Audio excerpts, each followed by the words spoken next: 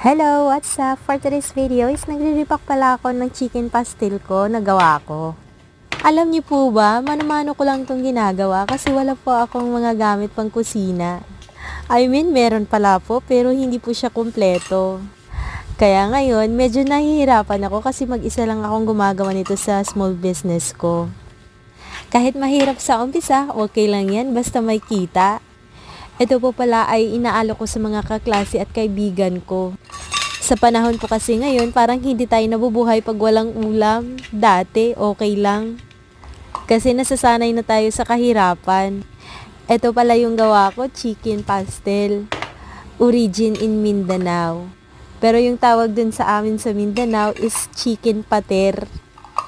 Pero kung gusto niyo mag-order, pwede kayong mag-message sa akin sa main account ko sa Instagram, sa Party Kitchen Recipes.